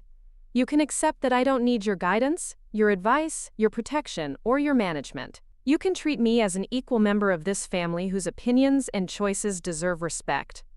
You can stop trying to fix me, improve me, or rescue me from my own decisions." "And if we do that?" Margaret asked. "Then I'll handle Brad's situation privately. I'll work with our legal team to minimize his exposure to federal charges. I'll make sure Tyler faces no consequences at all, since he was clearly coerced into participating. And if we don't, then I'll pursue full prosecution for every crime Brad committed, and I'll make sure this family understands exactly what happens when you violate the trust and privacy of someone who is trying to protect you from your own assumptions." Maya nodded approvingly. "Emma is offering you an opportunity to demonstrate that you've learned from this experience, that you understand the difference between helping someone and controlling them." Robert cleared his throat. "Emma, I think I can speak for all of us when I say that we've learned our lesson. We understand now that we were wrong about your circumstances, wrong about your needs, and wrong about our right to interfere in your decisions." "Do you?" I asked. "Because this isn't just about acknowledging that I have money, Robert. This is about acknowledging that I was always capable of making good decisions, regardless of how much money I had. This is about understanding that my choices were always valid, even when you didn't understand them." "I think we understand that now," Jessica said. "But Emma, you have to understand how confusing this is for us. We've spent years thinking we knew who you were, and now we're learning that we were completely wrong." "You weren't wrong about who I am," I corrected. "You were wrong about what I'm capable of. I'm still the same person I was yesterday. I still value the same things, care about the same people, make decisions based on the same priorities. The only thing that's changed is your understanding of my financial situation." Maya leaned back in her chair. "Let me ask you all a question. Now that you know Emma is wealthy and successful, are you going to start asking her for business advice? Are you going to want her to invest in your ventures or help with your financial planning?" The question created another uncomfortable silence, because the honest answer was probably yes. They were already thinking about ways to benefit from their newfound knowledge of my success. "See," I said, "this is exactly why I kept my professional life private. Because the moment you know about my money, the relationship changes. Now you're thinking about what I can do for you instead of just enjoying my company." Margaret shook her head. "That's not fair, Emma. We're not gold diggers, we're family." "Family relationships can become transactional too," Maya observed, "especially when there are significant financial disparities between family members." "So what do you want from us?" Kevin asked. "Do you want us to pretend we don't know about your success? Do you want us to go back to thinking you work some basic computer job?" "I want you to treat me exactly the way you would treat me if you had never learned about my wealth," I said. "I want you to respect my choices because they're my choices, not because you now know I can afford to make them. I want you to value my opinions because you think I'm intelligent, not because you think I'm rich." "But how do we do that?" Jessica asked. "How do we ignore something this significant?" "You don't ignore it," Maya said. "You integrate it into your understanding of who Emma is without letting it change how you relate to her. You accept that she's been making smart decisions all along, and you trust her to continue making smart decisions. Robert nodded slowly. We need to stop seeing you as someone who needs guidance, and start seeing you as someone who has things figured out. I need you to see me as someone who might need support sometimes, but not management, I clarified. I need you to see me as someone who might appreciate advice when I ask for it, but not instruction when I don't. Margaret stood up and walked to the window, looking out at the street where my Honda Civic was parked next to her family's luxury cars. Emma, can I ask you something personal? You can ask. Are you happy? Living the way you do, keeping so much of yourself private, managing all that responsibility by yourself? The question surprised me, because it was the first time anyone in the family had asked about my happiness, rather than my stability, or my practicality, or my future security. Yes, I said. I'm happy. I love my work. I love the challenges and the intellectual stimulation, and the knowledge that what I do matters. I love the financial security and the freedom to make choices based on what I want rather than what I can afford. I love the privacy and the control over who knows what about my life. But don't you get lonely? Don't you wish you could share your success with people who care about you? I do share it, I said. I share it. With Maya, with my other business partners, with my professional colleagues, with friends who understand what I do and why it matters to me. I just don't share it with people who I think might treat me differently because of it. Maya added, Emma has a full social life, Margaret. She just compartmentalizes different aspects of her life to protect what's important to her. And we weren't important enough to be trusted with the truth about her success, Kevin said, and there was hurt in his voice. You were too important to risk losing to my success, I corrected. Kevin, I've watched wealthy people lose their families because every relationship became about money. I've seen successful people become isolated because everyone around them wanted something from them. I didn't want that to happen to us.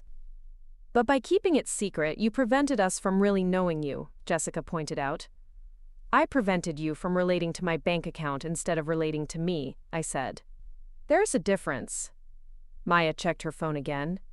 We need to start wrapping this up. Emma, do you want to explain what you expect from this family going forward?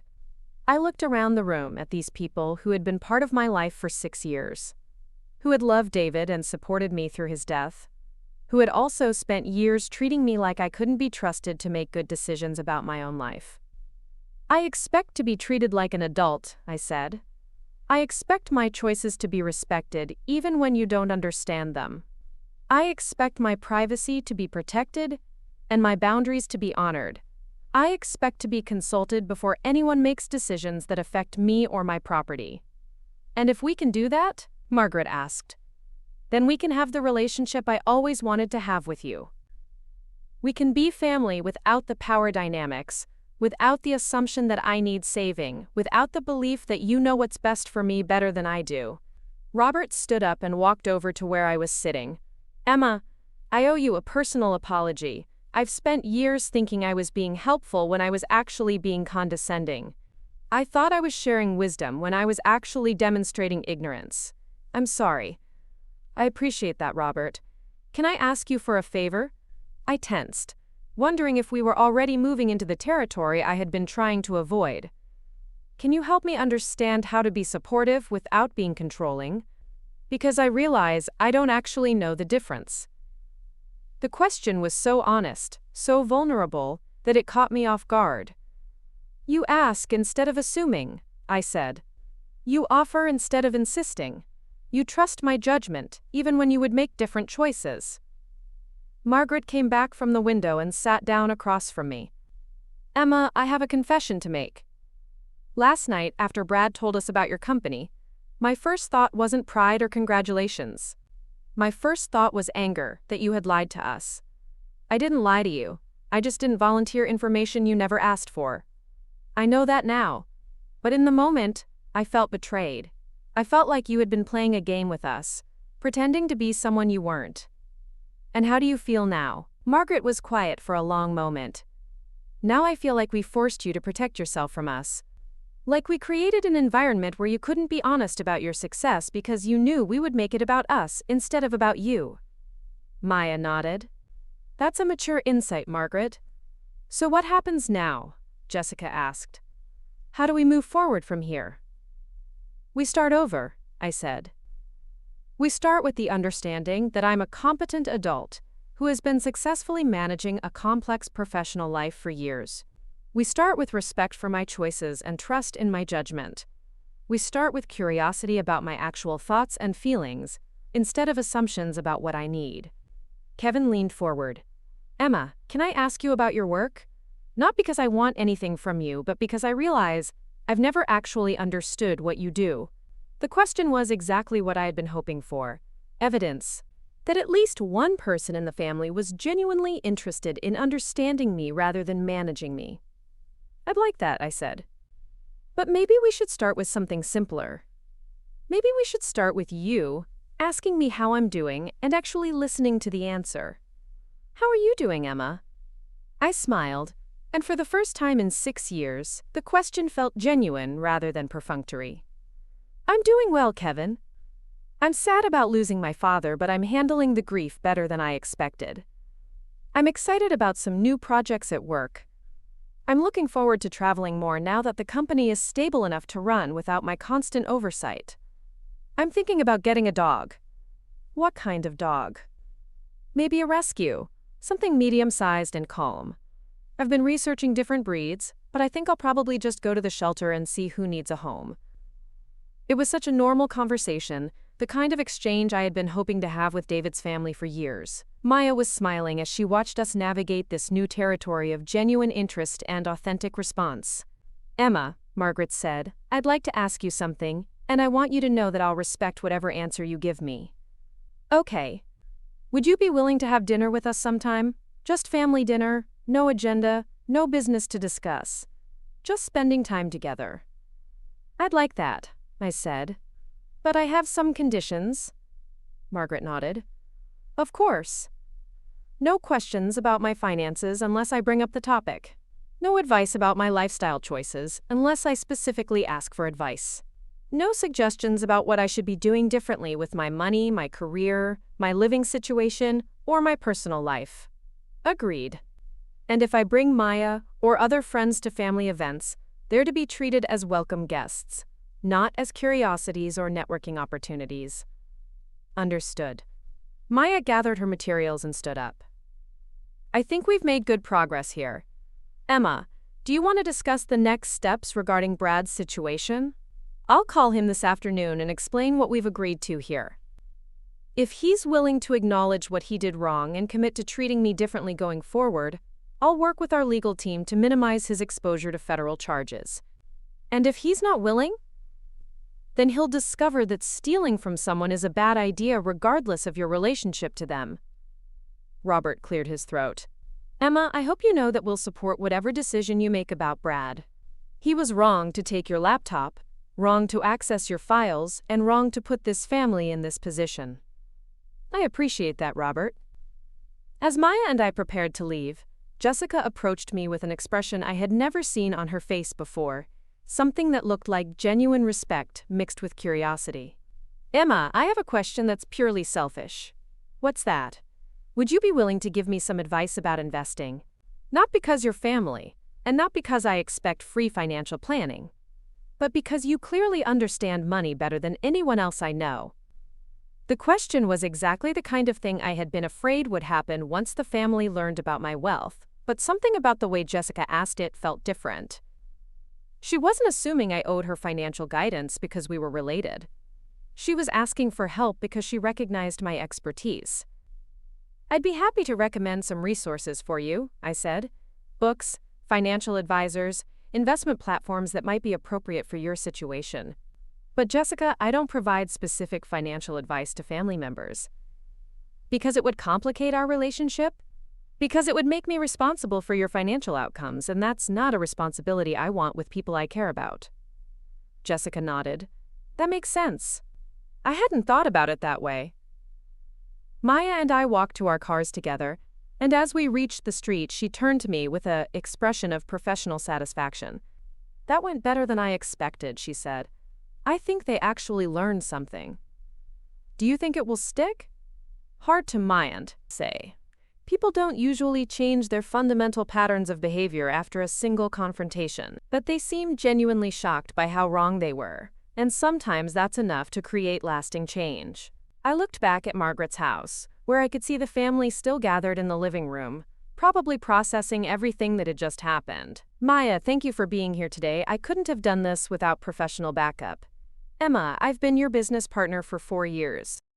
I've watched you handle complex negotiations, difficult clients, and high-pressure situations with government officials. But I've never seen you as nervous as you were about this family meeting.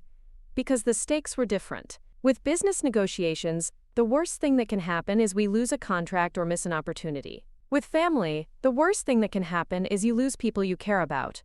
And now I think we might actually have a chance at the kind of relationship I always wanted with them. The kind where they see me as competent and trustworthy instead of needing their protection and guidance. Maya smiled. And if they revert to their old patterns, then at least I'll know I tried. And I'll have established clear boundaries that protect me from having to deal with their assumptions about my competence. As I drove home to my townhouse, I thought about the conversation with Brad that was still ahead of me, about the delicate process of rebuilding relationships with people who had fundamentally misunderstood me for years, about the challenge of maintaining family connections while protecting the privacy and autonomy I valued. My phone buzzed with a text message from Tyler, Brad's nephew. Mrs. Chen, I wanted to apologize for last night. I didn't know what Uncle Brad was really asking me to do. I'm really sorry. I pulled over and called him back. Tyler, you don't need to apologize. You were put in an impossible situation by an adult who should have known better. But I still did it. I still helped him steal your stuff. Tyler, you're 17 years old, and your uncle threatened your family's financial security if you didn't help him. What he did to you was coercion, and what he did to me was a federal crime. There's a big difference. Are you going to press charges against him? I'm going to give him a chance to make this right. But Tyler, I need you to understand something important. What your uncle did wasn't just about stealing a laptop. He violated my privacy because he believed I was too incompetent to manage my own life. That kind of thinking is dangerous, and it's something you should be careful not to repeat with other people. You mean like, assuming things about people without asking them? Exactly. Your uncle spent years thinking he knew what was best for me without ever bothering to learn what I actually wanted or needed. That's not love, Tyler. That's control disguised as care. Tyler was quiet for a moment. Mrs. Chen, can I ask you something? Sure. How do you know when you're helping someone versus when you're trying to control them? The question was so thoughtful, so mature, that it gave me hope for Tyler's future and for the possibility that this family could actually learn from what had happened. You ask instead of assuming, I said. You offer instead of insisting. You respect their right to say no. And you remember that help should make someone's life easier, not make your life feel more important. That's really good advice. Tyler, you seem like a smart kid. Don't let your uncle's mistakes teach you the wrong lessons about how to treat people you care about. After I hung up, I sat in my parked car for a few minutes, thinking about the complexity of family relationships and the challenge of maintaining connections with people who love you but don't understand you. My phone rang again. This time it was Brad. Emma, I need to talk to you. I figured you would. Can I come over? I know I don't have the right to ask for favors after what I did, but I'd rather have this conversation in person. I considered the request. Part of me wanted to handle this over the phone, to maintain distance and control over the interaction. But part of me thought that if Brad was going to change his behavior, he needed to see me in my own environment, needed to understand that I was perfectly comfortable and competent in my own space. You can come over, I said. But Brad, if you try to lecture me, advise me, or manage me in any way, you'll be leaving immediately. Understood. An hour later, Brad knocked on my front door. When I opened it, I could see immediately that he looked different from the confident entrepreneur who had spent yesterday explaining to me why I needed guidance about practical decisions. He looked smaller, uncertain, almost scared.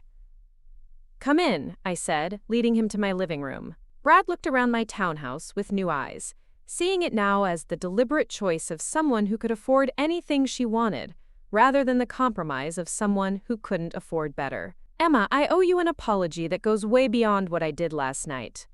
I'm listening. I've spent years thinking I understood your situation when I didn't understand anything at all. I thought I was being helpful when I was being arrogant. I thought I was protecting you when I was insulting you. Why did you think I needed protection, Brad?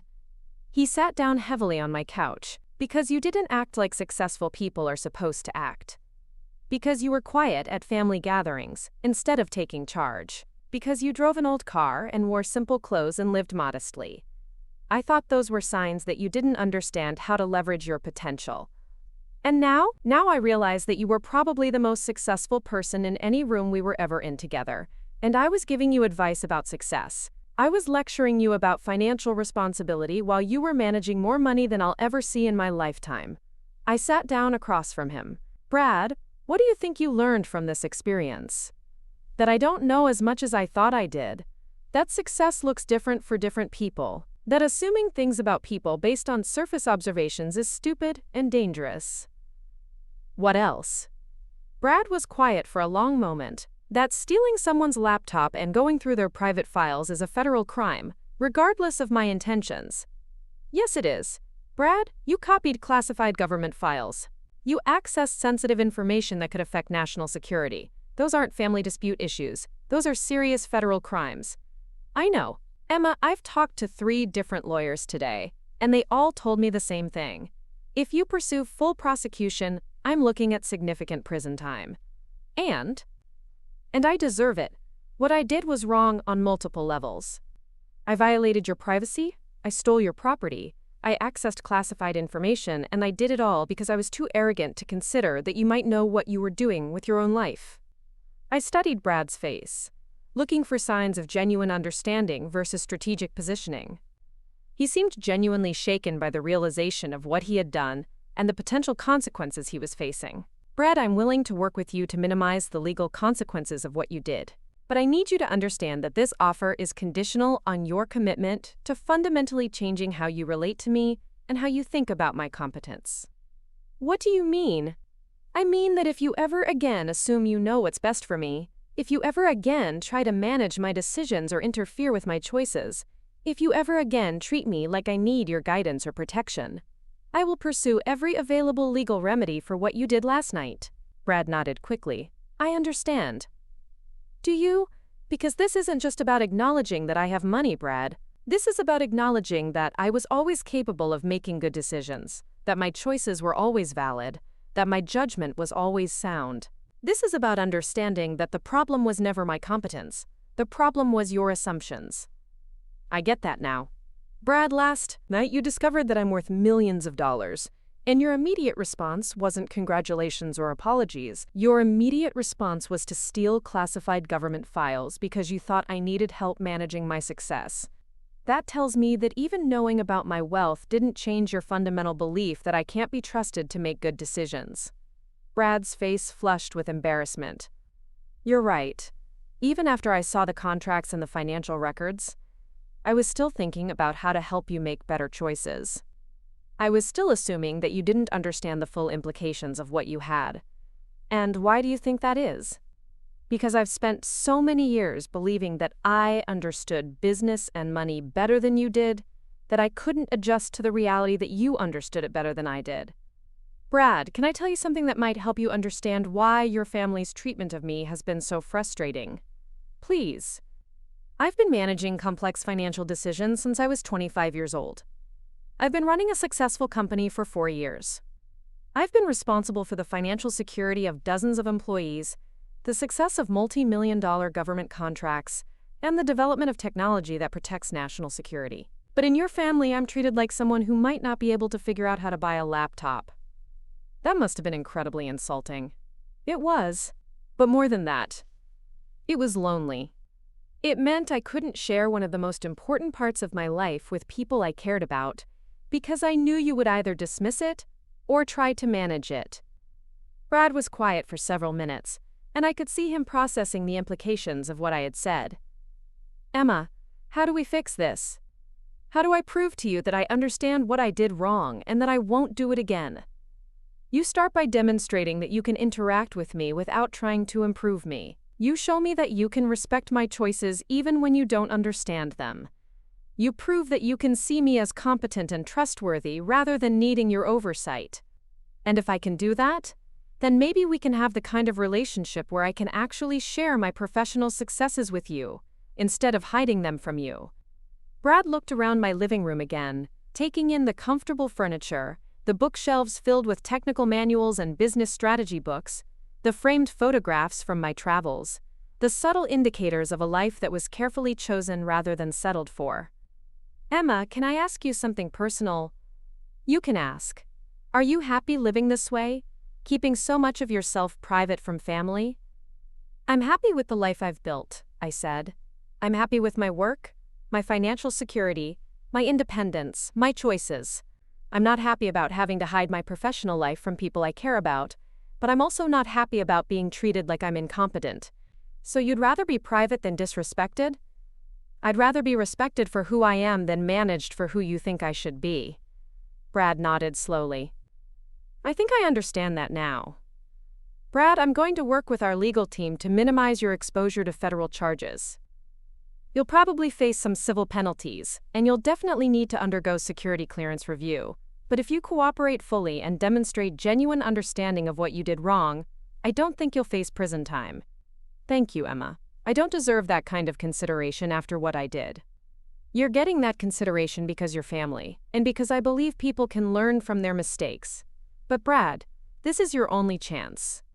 If you ever violate my privacy or property again, if you ever treat me like I'm incompetent again, there won't be any family considerations in my response. I understand. As Brad prepared to leave, he turned back to me with an expression of genuine curiosity. Emma, can I ask you about your work? Not because I want to give you advice or because I think you need my input, but because I realize I've never actually understood what you do. The question was exactly what I had been hoping to hear from someone in David's family for 6 years. I'd like that, I said. But maybe we should start with family dinner first. Maybe we should start with you and Jessica and your parents learning how to see me as competent before we get into the details of my professional life. That sounds like a good plan. After Brad left, I sat in my living room thinking about the strange day I had just experienced, about the challenge of rebuilding relationships with people who had fundamentally misunderstood me, about the possibility that David's family might finally be able to see me as I actually was rather than as they had assumed me to be. My phone buzzed with a text from Maya. How did it go with Brad? Better than expected, I replied. I think he actually gets it. And the family meeting this morning? Time will tell. But I'm cautiously optimistic.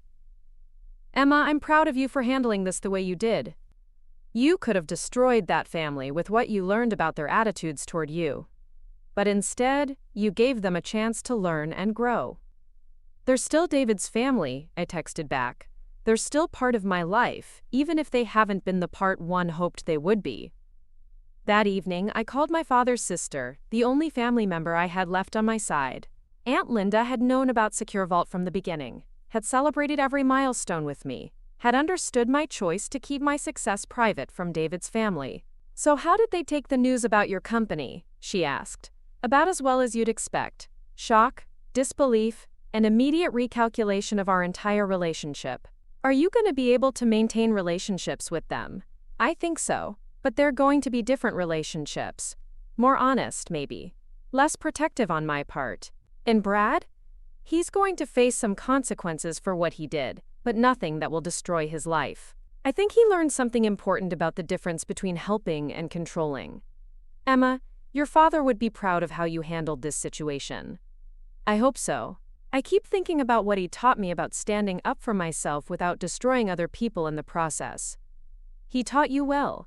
As I hung up the phone and prepared for bed, I thought about the strange journey that had brought me to this point, about the laptop theft that had accidentally revealed my success to people who had spent years underestimating me, about the family relationships that had been built on false assumptions and were now being rebuilt on more honest foundations. Tomorrow I would go back to my office, back to the work I loved, back to the professional life I had built and protected. But for the first time in 6 years, I would go back knowing that David's family finally understood who I really was, what I had accomplished, and why their assumptions about my competence had been so completely wrong. It wasn't the ending I had expected when I had discovered my missing laptop the day before, but it was perhaps the ending I had needed, the one that finally allowed me to stop protecting myself from people I cared about and start building relationships based on mutual respect rather than conditional approval. The remote wipe protocol had done more than protect my classified files. It had wiped away years of misunderstanding and created space for something more authentic to grow in its place. Up next, you've got two more standout stories right on your screen. If this one hit the mark, you won't want to pass these up. Just click and check them out.